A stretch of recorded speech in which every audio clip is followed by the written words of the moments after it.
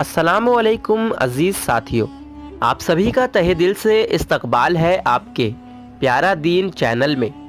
لاکھوں کروڑوں درود و سلام حضرت محمد مصطفیٰ صلی اللہ علیہ وسلم پر اور آپ کی پیاری آل پر۔ میرے پیارے عزیز ساتھیوں، آج کی اس ویڈیو میں ہم جس واقعہ کو سننے والے ہیں، حضرت خلیفہ ہارون رشید سے ایک اعرابی کی ملاقات کا واقعہ سنانے والے ہیں۔ جی میرے پیارے دوستو، اس واقعہ میں آپ کو ہم پورے تفصیل کے ساتھ یہ بتائیں گے کہ خلیفہ ہارون رشید کی جس اعرابی سے ملاقات ہوئی اس سے کیا ہوا اور وہ اعرابی اصل میں کون تھے۔ تو اس واقعہ کو پوری طریقے سے جاننے کے لیے آپ ہمارے اس ویڈیو کو آخر تک ضرور دیکھیے تاکہ یہ واقعہ آپ کو پوری طریقے سے سمجھ آ سکے۔ خلیفہ ہارون رشید ایک مرتبہ حرم مکہ میں آیا تو عوام کو طواف کرنے سے روک دیا تاکہ وہ خود تنہا طواف کر سکے، اور جب وہ طواف کرنے لگا تو جھٹ ایک اعرابی نے شبکت کر کے اس کے ساتھ طواف کرنا شروع کر دیا۔ خلیفہ ہارون رشید کو یہ بات بہت ناگوار گزری اور اپنے حاجب کی طرف دیکھا۔ حاجب نے اپنے بادشاہ کی مرضی پا کر اعرابی سے کہا، میاں اعرابی، یہاں سے ہٹ جاؤ تاکہ امیر المومنین طواف کر سکیں۔ اعرابی نے جواب دیا، خدا کے نزدیک اس مقام میں چھوٹے بڑے، ادنا و اعلیٰ، امیر و غریب اور رائی و رعا سب برابر ہیں۔ یہاں کون چھوٹا اور کون بڑا ہے؟ چاہو میں نہیں ہٹتا۔ ہارون رشید نے اس کی یہ گفتگو سنی تو حاجب سے کہا، سے رہنے دو۔ اس کے بعد خلیفہ ہارون رشید ہجرہ سود کو چومنے کے لیے آگے بڑھا تو اعرابی نے سبقت کر کے ہجرہ سود کو پہلے چوم لیا۔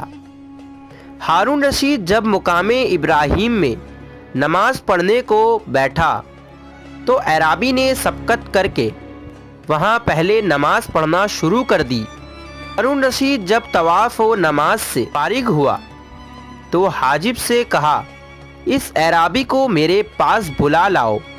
چنانچہ حاجب گیا اور اعرابی سے کہنے لگا، چلو تمہیں امیر المومنین بلاتے ہیں۔ اعرابی نے کہا، مجھے ان سے کوئی حاجت نہیں ہے، پھر میں کیوں جاؤں؟ ہاں، اگر انہیں مجھ سے کوئی کام ہے تو وہ خود میرے پاس کیوں نہیں آتے؟ حاجب یہ سن کر غصہ میں آ کر واپس ہوا اور اس کا جواب ہارون رشید کو سنا دیا۔ خلیفہ ہارون رشید نے سن کر کہا، بے شک وہ ٹھیک کہتا ہے، مجھے خود اس کے پاس چلنا چاہیے۔ چنانچہ ہارون رشید خود واپس اعرابی کے پاس پہنچا اور اس کے سامنے کھڑا ہو کر السلام علیکم کہا، جس کا جواب وعلیکم السلام کہہ کر اعرابی نے دیا۔ خلیفہ ہارون رشید نے کہا، کیوں بھائی، اجازت ہے تو بیٹھ جاؤں؟ اعرابی نے جواب دیا، یہ گھر نہ آپ کا ہے اور نہ میرا، پھر مجھ سے اجازت کیسی؟ اور میں اجازت دینے والا کون؟ یہاں ہم سب برابر ہیں، آپ چاہے تو بیٹھ جائے، چاہے تو واپس چلے جائیں۔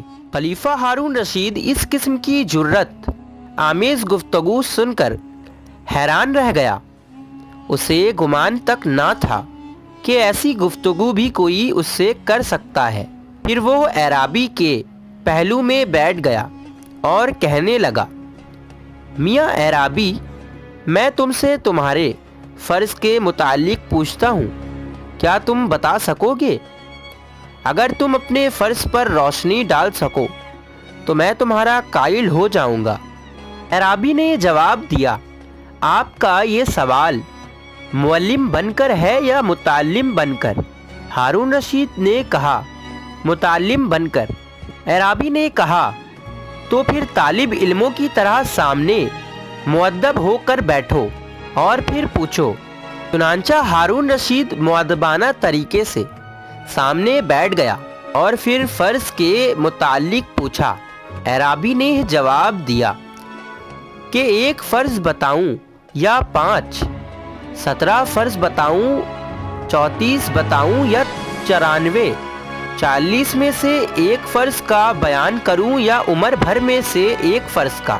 یہ تفصیل سن کر خلیفہ ہارون رشید نے ہنس کر کہا، میں نے تو تم سے ایک فرض کا پوچھا ہے اور تم دنیا بھر کا حساب لے بیٹھے ہو۔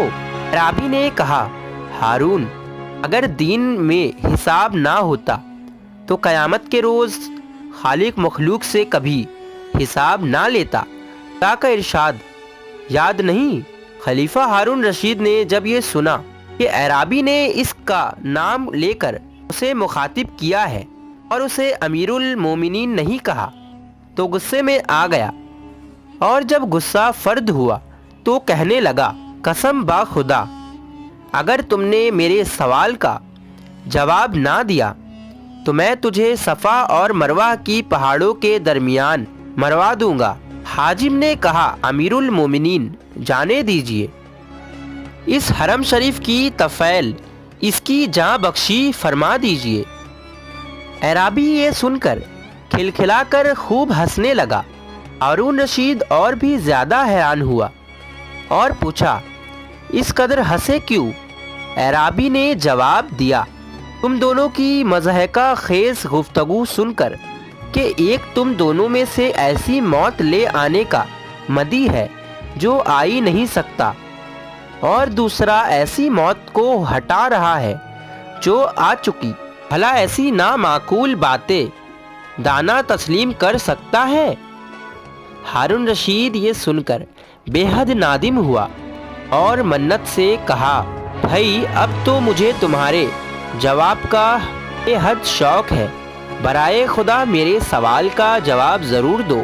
عرابی نے کہا، تو لو سنو، تمہارا سوال اس فرض کے متعلق ہے جو خدا نے مجھ پر کیا ہے، تو خدا کے مجھ پر بہت سے فرائض ہیں۔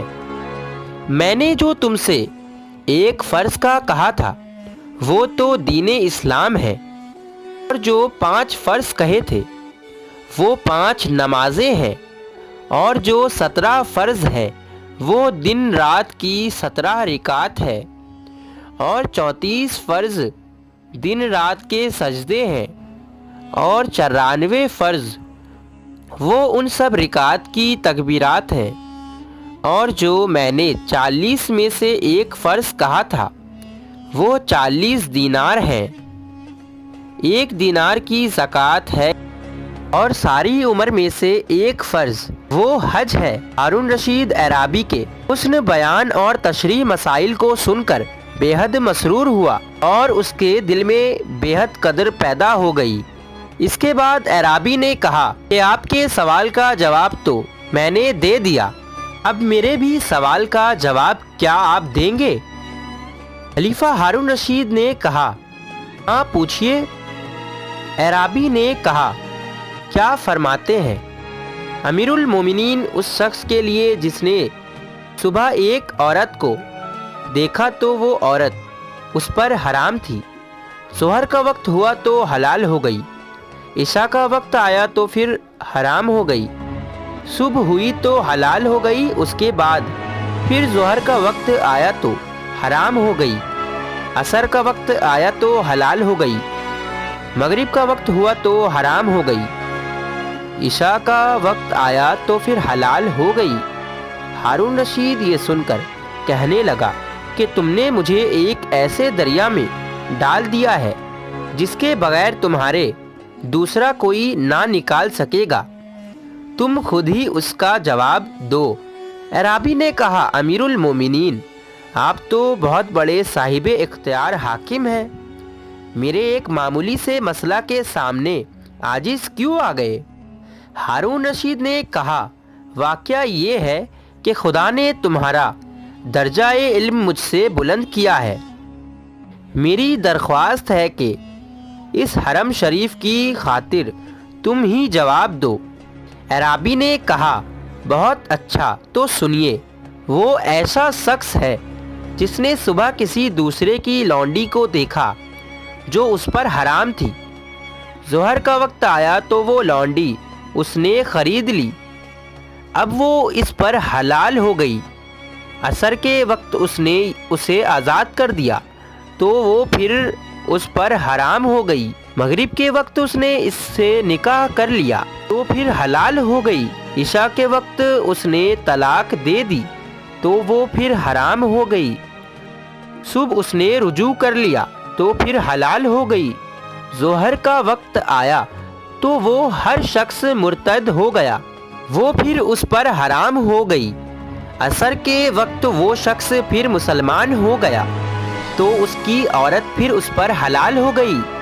مغرب کے وقت وہ عورت مرتد ہو گئی، پھر وہ حرام ہو گئی۔ عشاء کا وقت آیا تو پھر وہ مسلمان ہو گئی، لہٰذا پھر حلال ہو گئی۔ خلیفہ ہارون رشید یہ تفصیل سن کر حیران رہ گیا اور اس اعرابی کو 10,000 دینار دینے کا حکم دیا۔ جب یہ دینار اعرابی کے پیش کیے گئے تو اس نے کہا کہ یہ درہم ان کے اہل کو دے دو، مجھے ضرورت نہیں۔ خلیفہ ہارون رشید نے کہا، کیا میں تمہارے نام کوئی جاگیر کر دوں جو عمر بھر تمہارے لیے کافی ہو؟ اعرابی نے کہا، جس نے تمہارے نام ملک کر رکھا ہے وہ چاہے گا تو میرے نام بھی کوئی جاگیر کر دے گا، تمہارے واسطے کی ضرورت نہیں۔ خلیفہ ہارون رشید وہاں سے لوٹا اور اس اعرابی کے متعلق دریافت کیا تو لوگوں نے بتایا کہ یہ حضرت امام جعفر صادق رضی اللہ تعالیٰ عنہ کے صاحبزادے موسیٰ رضا ہیں، جنہوں نے زاہدانہ زندگی اختیار فرما رکھی ہے۔ خلیفہ ہارون رشید یہ حقیقت سن کر الٹے پاؤں دوڑا اور حضرت موسیٰ رضا بن جعفر صادق بن محمد بن علی بن ابی طالب رضی اللہ تعالیٰ عنہ کی پیشانی کو چوم لیا۔ تو میرے پیارے عزیز ساتھیوں، مجھے امید ہے کہ آپ کو آج کا ہمارا یہ واقعہ ضرور پسند آیا ہوگا۔